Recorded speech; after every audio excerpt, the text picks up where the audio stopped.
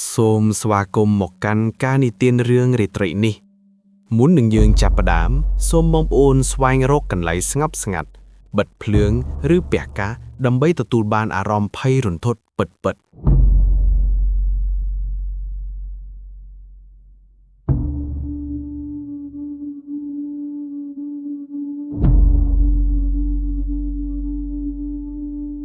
កាលពីយូរលង់ណាស់មកហើយនៅក្នុងសម័យកាលមួយបន្ទាប់ពីការដួលរលំនៃអាណាចក្រអង្គរដ៏រុងរឿងនៅឯតំបន់ដាច់ស្រយាលមួយក្បែរជើងភ្នំដងរែកមានភូមិតូចមួយដែលហ៊ុំព័ទ្ធទៅដោយព្រៃឈើក្រាស់ឃ្មឹកអ្នកភូមិនោះរស់នៅដោយការធ្វើស្រែចម្ការនិងរកអនុផលព្រៃឈើជាប្រចាំថ្ងៃប៉ុន្តែទោះបីជាពួកគេស្គាល់ព្រៃភ្នំច្បាស់យ៉ាងណាក៏ដោយក៏នៅតែមានទីតាំងមួយដែលពួកគេតែងតែជៀសវាងមិនហ៊ានសូម្បីតែដើរកាត់ឬសម្លឹងមើលនៅពេលថ្ងៃរសៀលនោះគឺជាតំបន់ប្រាសាទបាក់ដែលកប់បាត់ខ្លួននៅខឹងព្រៃជ្រៅហ៊ុំព័ទ្ធដោយដើមឈើធំធំនិងឫសពោធិ៍ដុះរុំព័ទ្ធជិតធ្វើឲ្យកន្លែងនោះងងឹតស្លុបសូម្បីតែពេលថ្ងៃត្រង់ចាស់ទុំខឹងភូមិតែងតែប្រាប់កូនចៅតគ្នាថានៅទីនោះមានវិញ្ញាណអ្នកការពារដ៏កាចសាហាវមួយគេល្បីថាកាលពីសម័យសង្គ្រាមមានមេតបខ្មែរដ៏ក្លាហានម្នាក់បានលាក់ទុកមាសប្រាក់និងគម្ពីរសិល្បៈសាស្ត្រសំខាន់នៅក្នុងប្រាសាទនោះមុនពេលលោកត្រូវសត្រូវឡោមព័ទ្ធមុនពេលអស់ដង្ហើមលោកបានអធិដ្ឋានយកវិញ្ញាណរបស់ខ្លួនធ្វើជាអ្នកយាមកំណប់នោះមិនឲ្យនរណាម្នាក់យកទៅបានឡើយក្រៅពីអ្នកដែលមានបុណ្យបារមីពិតប្រាកដដើម្បីយកទៅកសាងជាតិមិនមែនសម្រាប់ជនលោភលន់ឡើយក្នុងភូមិនោះមានយុវជនម្នាក់ឈ្មោះសួសជាមនុស្សដែលមានរូបរាងមាំមួនក្លាហានប៉ុន្តែមានចិត្តលោភលន់និងមិនសូវជឿលើរឿងជំនឿចាស់ប៉ុន្មានទេគាត់តែងតែគិតថារឿងខ្មោចព្រាយបិសាចគឺជារឿងដែលចាស់បង្កើតឡើងដើម្បីបន្លាចក្មេងតែប៉ុណ្ណោះថ្ងៃមួយសួរបានឮដំណឹងពីឈ្មួញដែលមកពីស្រុកឆ្ងាយម្នាក់បាននិយាយខ្សឹបប្រាប់ថាในចំកណ្ដាលប្រាសាទបាក់ក្រោមរូបចម្លាក់តោថ្មដែលបាក់បែកមានកប់ទុកនៅដាវមាសមួយដើមនិងកែវមณีដែលមានតម្លៃមហាសាលសួរកើតចិត្តលោភលន់ភ្លាមគេគិតថាបើបានដាវមាសនិងកែវមณีនោះគេនឹងក្លាយជាអ្នកមានស្ដុកស្ដំហើយមិនបាច់ធ្វើស្រែហត់នឿយទៀតទេដោយមិនស្ដាប់ពាក្យហាម5របស់ឪពុកម្ដាយសួរបានបបួលមិត្តភក្តិ2នាក់ទៀតឈ្មោះម៉ៃនិងខេងដែលសុទ្ធតែជាអ្នកចូលចិត្តលេងល្បែងនឹងត្រូវការលុយដូចគ្នាឲ្យតែជីកកំណប់នោះជាមួយគ្នានៅយប់ពេញបូរមីមួយដែលព្រះច័ន្ទរះពេញវងច្បាស់ប៉ុន្តែបរិយាកាសស្ងប់ខុសពីធម្មតាខ្យល់បក់មកត្រជាក់ស្រេបធ្វើឲ្យរោមដៃរបស់ពួកគេបាសគ្រប់គ្រាអ្នកទាំង3បានលួចធ្វើដំណើរចូលទៅក្នុងព្រៃប្រាសាទបាក់ដោយកាន់ចបនិងពន្លឺចន្លួសម្នាក់មួយ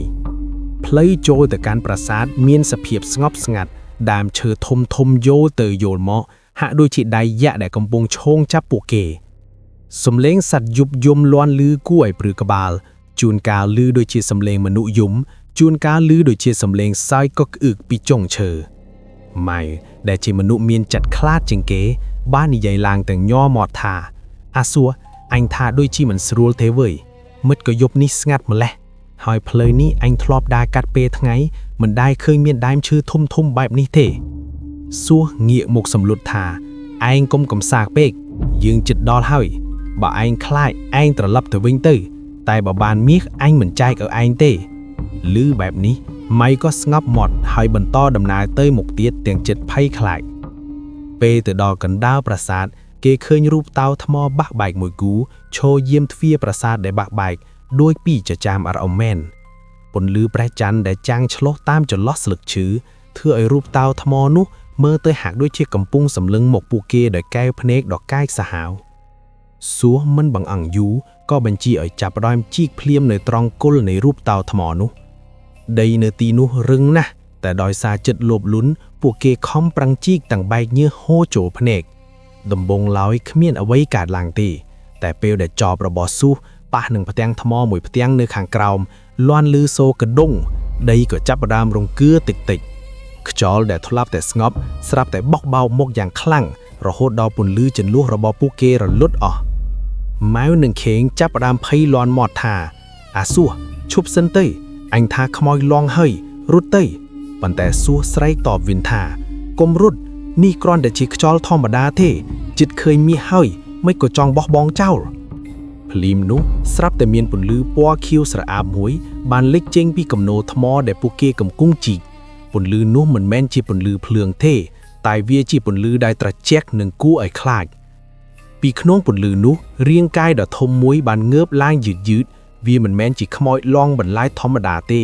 តែជាវិញ្ញាណរបស់បុរសម្នាក់ស្លៀកពាក់ជាមេតបបុរាណមានគ្រឿងបង្ការពីងខ្លួនប៉ុន្តែមុខមាត់ប្រឡាក់ដោយដីនិងមានស្នាមរបួសពីងខ្លួនភ្នែករបស់វិញ្ញាណនោះក្រហមឆ្អៅដូចភ្លើងសំឡេងមួយដែលធ្ងន់ស្អកហើយលាន់លឺដូចចេញពីក្នុងដីបានបន្លឺឡើងថាពួកឯងជានរណាហេតុអ្វីហ៊ានមករំខានតំណែងរបស់អញនិងបំពានទីកម្លែងសក្ការៈនេះពួកឯងចង់បានទ្រព្យសម្បត្តិដែលមិនមែនជារបស់ខ្លួនមែនទេម៉ៃនឹងខេងភ័យពេកក៏រត់ចោលសួសបាត់ស្រមោលដោយមិនហ៊ានងាកទៅណាក្រោយសួសនៅសល់តែម្នាក់ឯងជើងទាំងពីររឹងស្ទូកធ្វើអ្វីមិនកើតដៃដែលកាន់ចបក៏ធ្លាក់ចុះមកដីវិញ្ញាណមេតបនោះបានដើរចូលមកជិតសួសមួយជំហានរាល់ជំហានដែលវិញ្ញាណនោះដើរដីហាក់ដូចជារង្គើសួសអាចមើលឃើញភាពសោកសៅនិងកំហឹងនៅក្នុងភ្នែកវិញ្ញាណនោះបាននិយាយបន្តថារាប់រយឆ្នាំហើយពួកឯងគិតតែពីមាសប្រាក់ទីនេះមិនមែនកប់តែកំណប់ទេវាកប់ទាំងឈាមនិងឆ្អឹងរបស់បុព្វបុរសដែលការពារទឹកដីភាពលោភលន់របស់ឯងបានដោសបណ្ដាសាហើយថ្ងៃនេះឯងត្រូវតែនៅកំដរឯងនៅទីនេះជារៀងរហូតវិញ្ញាណនោះលើកដៃឡើងហាក់ដូចជាចង់កំទេចសួសឲ្យថ្លៃជាផ្អែសួសដឹងខ្លួនថាចិត្តស្លាប់ក៏លុតចង្គង់ចុះហើយសំពះអង្វរចឹងទឹកភ្នែកនិងសំឡេងយៗថា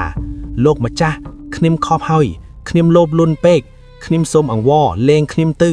ខ្ញុំសន្យាថានឹងមិនលែងប្រព្រឹត្តបែបនេះទៀតហើយនឹងធ្វើបុណ្យឧទ្ទិសកុសលជូនលោកម្ចាស់ជារៀងរហូតសូមលោកម្ចាស់មេត្តាផងវិញ្ញាណមេតបនោះឈប់ស្ងៀមមួយសន្ទុះហាក់ដូចជាកំពុងពិចារណាបន្ទាប់មកខ្យល់ក៏ស្ងប់វិញវិញ្ញាណនោះនិយាយចុងក្រោយថា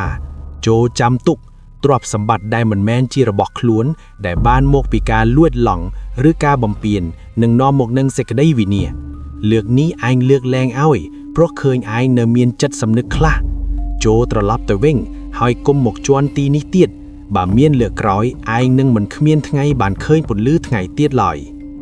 ថាចប់ពន្លឺពណ៌ខៀវក៏រលត់បាត់ដីហើយវិញ្ញាណនោះក៏បាត់ទៅក្នុងដីវិញ